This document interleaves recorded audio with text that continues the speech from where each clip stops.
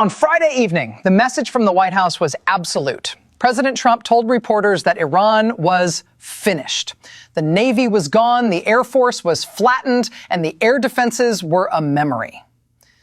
But just 72 hours later, on Monday morning, the obliteration narrative vanished. Trump backed down and asked for 5 days of peace. He claimed it was the result of productive conversations. But Iran's response was a cold, public slap in the face. There is no dialogue with the United States. But Iran is also keep hitting back hard.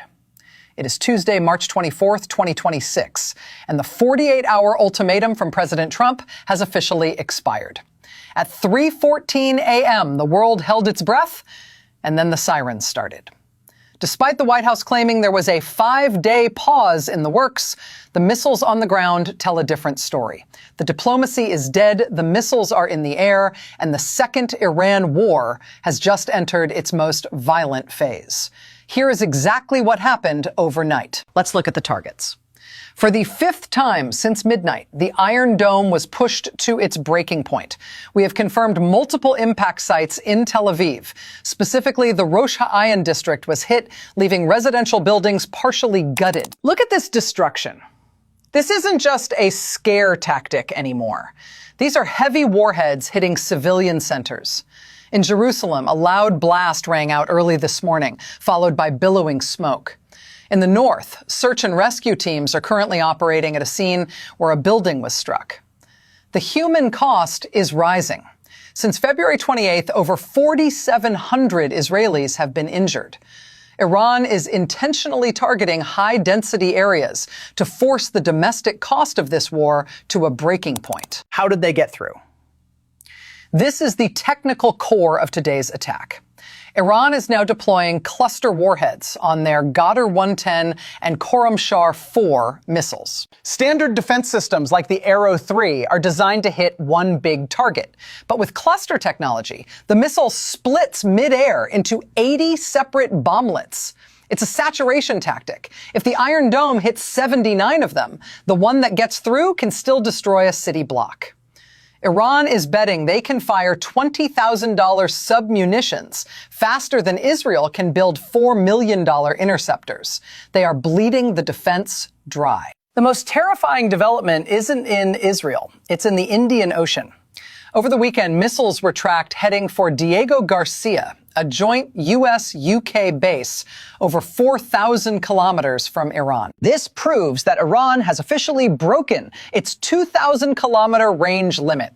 If they can hit a tiny island in the middle of the ocean, they can hit Rome, Berlin, or London, as you can see in the map. Israel's military chief, Eyal Zamir, has confirmed these were two-stage intercontinental ballistic missiles. The second Iran war is no longer a regional conflict. It is a global security crisis that puts the entire Western world in the crosshairs. Trump keeps saying he's had productive talks. Iran's parliament speaker, Mohammad Bagher Ghalibaf, says no negotiations have happened. Why the disconnect? We also need to talk about what it takes to make that happen. This is a U.S. military that spends close to $1 trillion a year. It has 13,000 aircraft, 11 nuclear carriers, and the most advanced technology ever fielded. On the other side is a nation under sanctions for 40 years. No stealth bombers, no fifth-generation fighters, no carriers.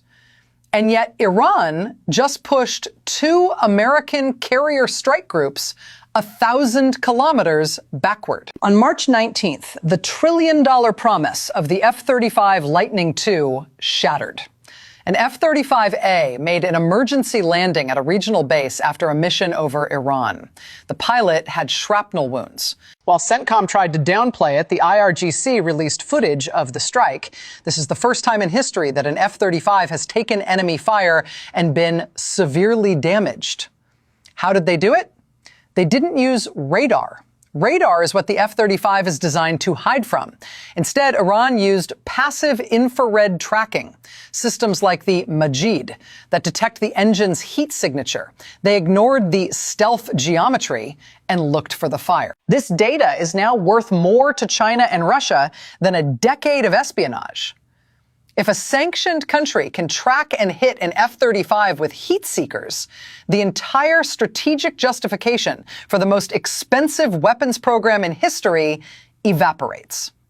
Japan, Australia, the UK, and half of NATO, who all fly this jet, are now recalculating their own survival. But the F-35 wasn't the only loss. By March 17th, over a dozen MQ-9 Reaper drones, worth $15 million each, were confirmed destroyed. But the real reason Trump offered a 5-day pause isn't the planes. It's what Iran did to America's eyes. On day one, Iran struck the AN/FPS-132 Block 5 radar in Qatar. This is a massive fixed installation that tracks ballistic missiles from 5,000 kilometers away. It's the only one of its kind outside the United States. It will take 5 to 8 years to replace. Then they went after the THAAD batteries. Satellite imagery from Jordan, Saudi Arabia, and the UAE shows blackened craters where billion-dollar ANTPY-2 radars used to sit. Iran used $60,000 drones to destroy $1 billion radar systems. That cost ratio is the math of a losing war. The U.S. is now pulling Patriot systems out of South Korea just to patch the holes in the Gulf, weakening deterrence against North Korea in the process. Now look at the Navy. The USS Gerald R. Ford, a $13 billion supercarrier, is currently docked in Crete for, quote, repairs after a massive fire in its laundry room. Meanwhile, the USS Abraham Lincoln has pulled back to 1,100 kilometers from the Iranian coast. Why? Iran's anti-ship missiles and, quote, swarm boat doctrine have made the Persian Gulf a death trap for carriers. When the carriers move back, the aircraft they carry have less time over the target. The, quote, force projection has failed. But Iran's most devastating weapon costs nothing. The Strait of Hormuz. On March 4th, Iran effectively sealed the strait. 20% of global oil flows through that narrow gap. When it shut down, Brent crude crossed $100 and hit $119. Fertilizer prices surged by 40%, directly threatening the American Midwest planting season. Goldman Sachs just raised the probability of a U.S. recession to 25%. Donald Trump is trapped. He cannot escalate further without triggering a global economic catastrophe. Imagine $200 oil and a total market collapse. He cannot withdraw without admitting the entire Operation Epic Fury was a failure. And he cannot stay on the current course because the losses, the drones, the radars, the pilots, are compounding faster than the victories. Look at his behavior over the last 4 days. Friday, claims victory. Saturday, threatens to obliterate Iran's power plants in 48 hours. Sunday, dispatches Jared Kushner for back-channel talks. Monday, the deadline expires, he doesn't strike, and he announces a 5-day pause. This isn't a strategy. This is a man looking for an exit he cannot find. Every defense ministry on earth is watching this. They are seeing that overwhelming force isn't working against a prepared asymmetric adversary. As of today, March 24th, 5,000 Marines are converging on the Gulf. Pentagon planners are discussing seizing Karg Island, Iran's main oil terminal. But as one retired admiral put it, if we seize Karg, they just turn off the spigot on the other end. It's a self-imposed hostage crisis. Iran's new supreme leader, Mojtaba Khamenei, hasn't appeared in public, but his written statements are clear. Iran will not talk until the aggression stops. They have lost 1,400 people and their supreme leader on day one, yet they are still firing missiles at Israel and American bases as far as Diego Garcia. White House announced a 5-day pause. While the U.S. narrative speaks of productive back-channel talks in Islamabad, Tehran has publicly dismissed these claims as a psychological operation. The reality is that we are witnessing a strategic stalemate that the world's most advanced military never saw coming. Since the war began on February 28th, the U.S. and Israel have conducted over 9,000 combat flights. Yet Iran's mosaic defense remains functional. This decentralized command structure allowed local units to keep fighting even after the loss of their top leadership on day one. On Tuesday, March 24th, Iran launched its 78th wave of retaliatory strikes, titled Operation True Promise 4. For the first time, these strikes achieved direct hits on residential and sensitive targets in Tel Aviv, proving that despite 3 weeks of heavy bombing, Iran's missile accuracy is actually increasing. The crisis in the Strait of Hormuz has now reached a critical breaking point. With 20% of the world's oil supply frozen, Brent crude is oscillating wildly around the $100 mark. Trump's threat to destroy Iran's energy infrastructure was met with a chilling counter-threat.